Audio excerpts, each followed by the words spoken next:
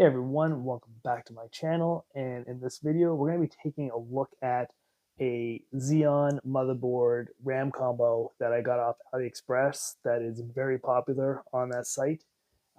This might fit in your build if you're looking for a budget gaming PC, or if you plan on building a home server like a NAS or a Plex server or something like that. They do have some more current gen combos on there for other types of CPUs, for more current gen Intel and AMD CPUs, but they are definitely not as cost effective as these Xeon motherboard RAM combos. They come in a bunch of different price points. The one that I have costs around 75 US dollars, and it has a Xeon E5-2670v3. It's a 12 core, 24 thread CPU. The downfall to these, though, it doesn't have overly high clock speeds. It only clocks in with the boost at around 3.1 gigahertz. The motherboard is an Atermiter, not sure if I'm pronouncing that right or not, X99 MATX motherboard, and is based on the H81 Intel chipset. This specific one only came with two 8GB sticks of RAM. These Xeon processors can operate quad channel, so I picked up two more sticks of RAM and plugged that in there. And you definitely want to go that route because it does increase performance when gaming. Now at $75, it's fairly cheap. You get quite a bit with it. It's not going to fit everybody's needs. They do have a lot of other combinations that will fit, whether it's gaming or if you want to go with the server. The only thing I would recommend is looking at I would focus on getting higher clock speeds over more cores to a certain point. Definitely look at getting like a 6-core Xeon CPU at the minimum with the highest clock speed that you can get. And I generally stick with like a V3 or newer Xeon CPU. They generally have the better performance. And pretty much from what I see on here, you can get anywhere as low as 40 US dollars for certain combos there. And it can go up into several $100s. Some of them are way out in left field. The prices, we're talking $600-700+ Those are some of the motherboards are dual CPU motherboards. They have 8 or 16 RAM slots on there. They are pretty excessive, but you can, within the $40 to $200 range, find some very competitive boards and CPU and RAM combos on there with much better specs than the one that I'm using right here. And on top of that, I picked up a $15 CPU cooler off there just to give it a test. It is from Atermiter as well. And I was thinking of doing a full build off of AliExpress. However, getting a case and a power supply off the website is cost prohibitive because shipping is extremely expensive. So I just picked these up used off Facebook Marketplace and got it for pretty cheap. I got the case for like 25 bucks and the Candias Kratos M1 power supply for like 40 bucks. That's Canadian, so substantially cheaper in US, which is good enough for this and to really try and stress the CPU. No one's going to pair this with a 4090 or a 4080. That's crazy. But I do have an RX 7600, which is a current gen GPU. It's a great 1080p GPU, so we're going to test it in a few games with that and see what it can do. I have tried it already in a couple of games, and I was pretty impressed by how well it performed. But we were going to try it in more games than just what I looked at. Fortnite, probably Cyberpunk 2077. What else can we try? Probably Hogwarts Legacy. We're going to try it in some newer games, and we'll try it in some older games just to see how well it performs. And another one of the bonuses I find from getting these newer Chinese motherboards, even though they are older chipsets, they have M.2 drives, which is pretty sweet. So you get some pretty fast connectivity to the SSD. So I can see this pairing very well with something like a 5700 XT. Right there, 5700 XT, buying some used components all around, you can probably pick this up for less than $300 US, which in my mind, for the performance you're going to get, is very good value. It's just that this is already a 10-year-old plus CPU, so it's not going to age very well. Like I said, Aliexpress offers a bunch of different price points for the combos that they offer from a bunch of different vendors on there, where you can get different types of, you can get cheaper, older Xeon CPUs to newer ones. They're either on the X79 or X99 platform. They're all newer Chinese repurposed motherboards. Enough variety that it should be able to fit your needs for a budget build. These are older Xeon CPUs, so the performance isn't really there for high-end newer equipment or GPUs. I would be pairing this with something like a 4070 Ti. That's a little excessive. It definitely would not be able to keep up. But again, something like a 7600 or lower, we'll be testing it out with the 7600 because that's going to give a good idea of what kind of 1080p performance that you can get. But this would pair well with anything probably lower than that. And as I was saying, like different price points, we got $46, $56. Sorry, that's just the motherboard. And they go up. We got $182 for the 2680 v4, and it comes with 4 sticks of RAM. That one is also a full-size ATX motherboard, so they do cost a little bit more because you do get more connectivity. $214 for a dual CPU motherboard. And then, like I said, it does go up pretty excessive. Oh, there's a cheaper one that's only $39. But let me see here. I did see one that was in like the $700 range, which, yeah, there's one down here. It's $760, dual Xeon CPU. I honestly don't know if that's a good value or if someone just put a really, like, charging a lot of money for that. But if you take your time and look on here and compare the Xeon CPUs, you can find something probably half decent to fit your needs. You can probably find some really good value if you just take the time to look, because there are a bunch of different vendors on here, so they're all going to have different prices. So let's jump into some gaming and see how well the system does. All right, we're going to start off with Cyberpunk 2077. We're going to do 1080p ultra settings, but we are going to turn off any kind of upscaling, and ray tracing is off, and everything else should be essentially maxed out. So far, things are going actually pretty good.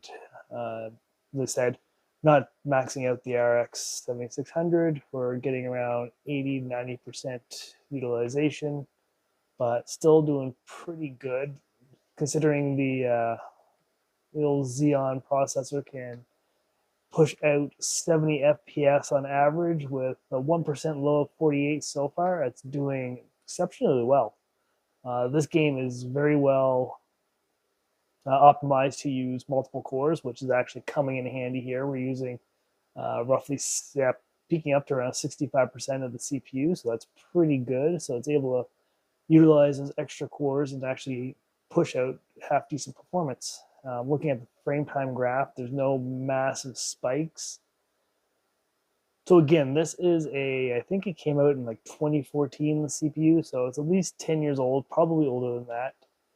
And how it's faring now with this kind of game is an indication of how it's going to fare in future games.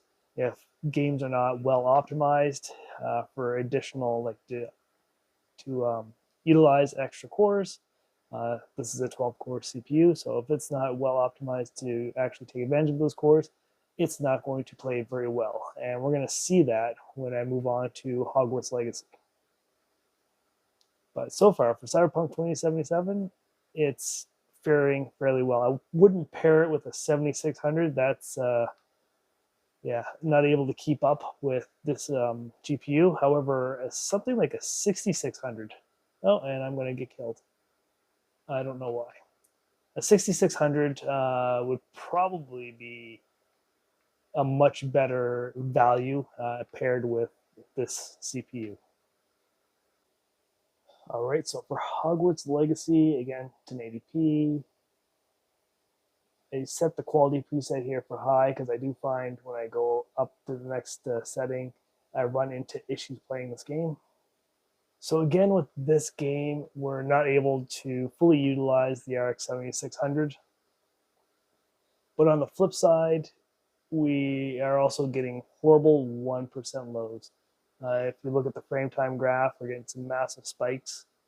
The 1% lows at 19. The average is pretty good at 62, but it's not going to be a very enjoyable experience playing this game with the poor 1% low and those pretty big frame time spikes that we're seeing here.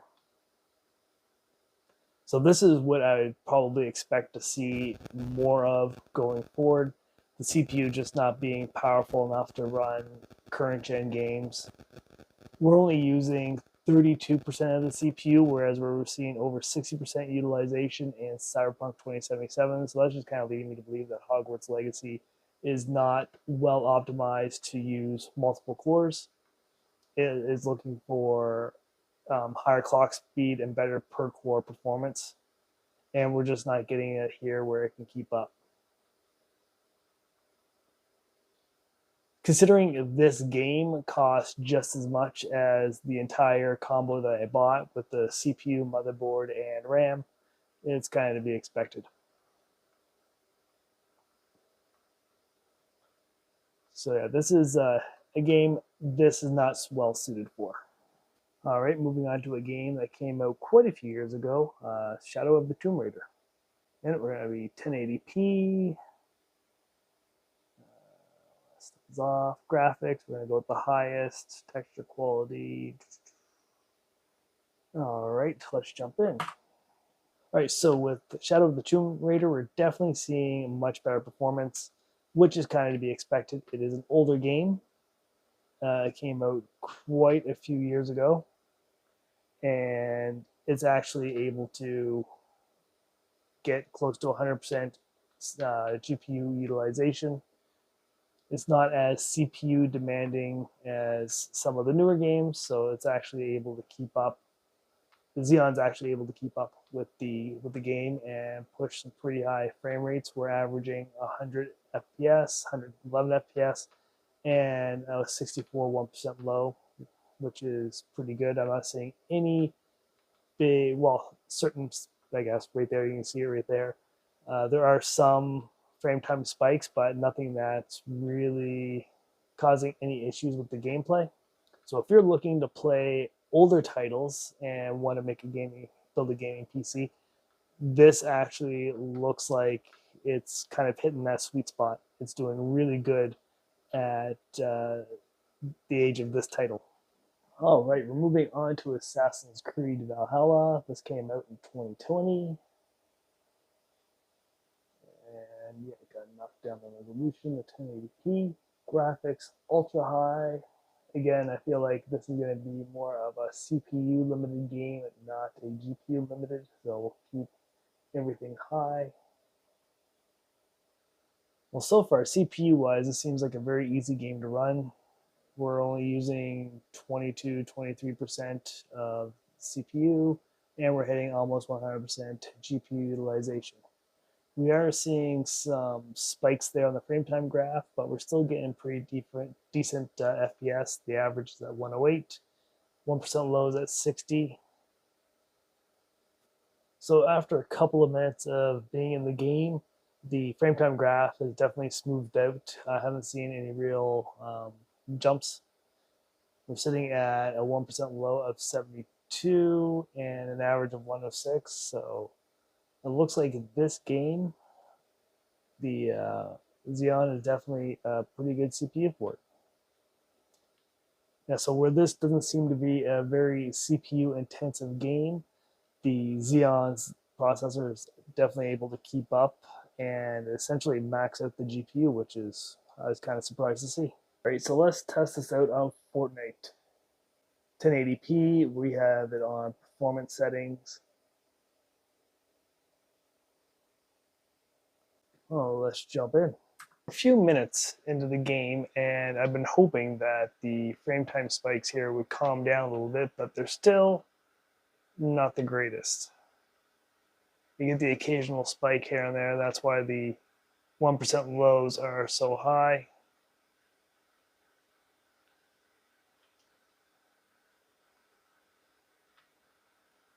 Overall, the average isn't bad, 189.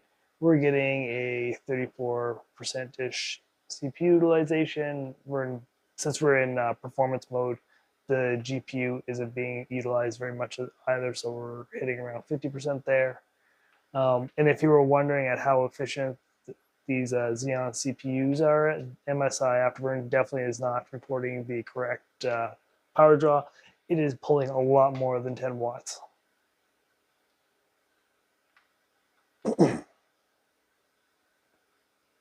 As you can see, there's the occasional frame time spike, which does cause it to get a little laggy.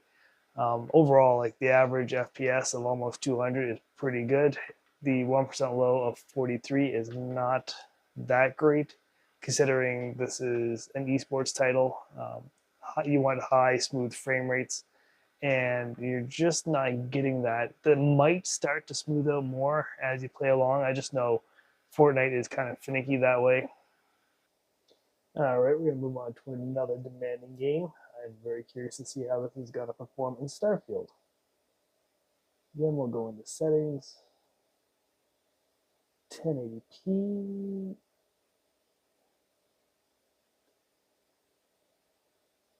We'll go with Ultra because, again, I feel like it's going to be more CPU limited than GPU limited. We're going to turn upscaling off. Right off the bat, I'm actually quite surprised. We're getting a fairly high CPU utilization. It's hitting from 40% up to near 55%, I think I saw, a little bit over that.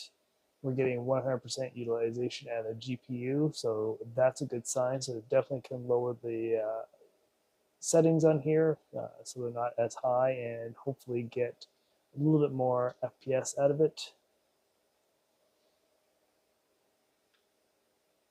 Again, this is Starfield, so it's not going to get the highest FPS, even though it is using 100% of the GPU.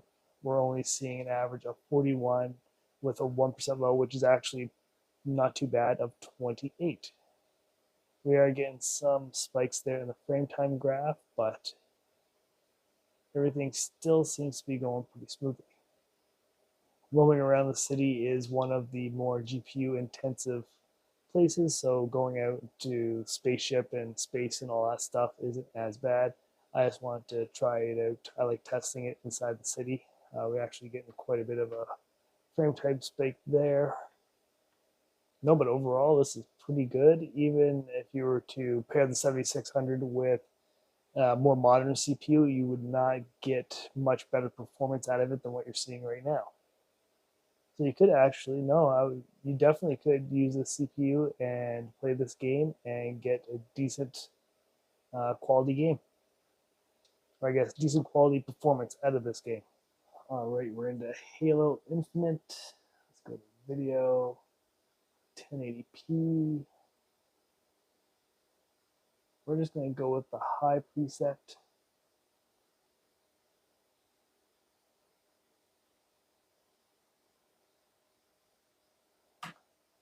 All right, so I'm actually pretty impressed by the performance that I'm seeing here in Halo Infinite. We're actually able to achieve 100% GPU utilization. We're getting 30+% CPU utilization, so it's doing very well there.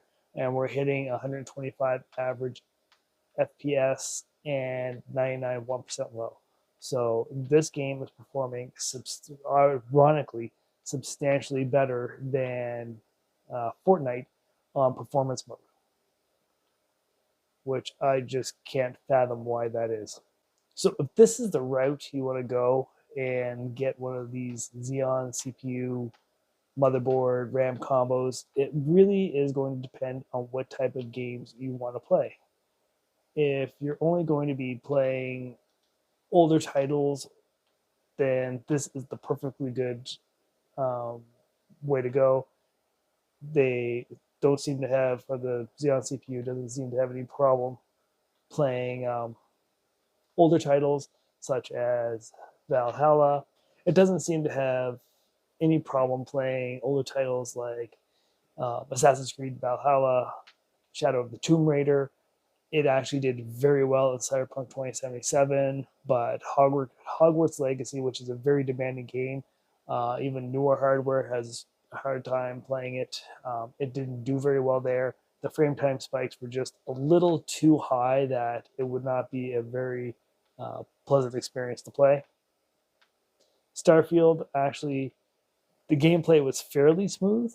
You're just getting extremely low FPS, and that's because it's demanding. And the RX, it's actually on the GPU. Partly the RX 7600 just doesn't push out frames that are that high. You play around with the settings and get a little bit better frame rate, but in the end, the game is pretty demanding. And then you have Fortnite, where it was struggling to play that game. I find Fortnite, you do get some pretty bad frame time spikes. You have to play a little bit, and then eventually it does even out. Whereas playing right now with Halo Infinite, it actually is doing very well. We're getting extremely high frame rates, and the frame time graph is very smooth. So this should give you a good idea of any of the, at least the combo that I have with the specific Xeon CPU, what kind of performance you can expect, what kind of graphics card you would probably pair with it. I wouldn't go with the 7600, like I said earlier. I would go with something more in line with the 6600 or lower. Anyway, if you have any questions or comments, please leave them down below, like the video, and subscribe to the channel.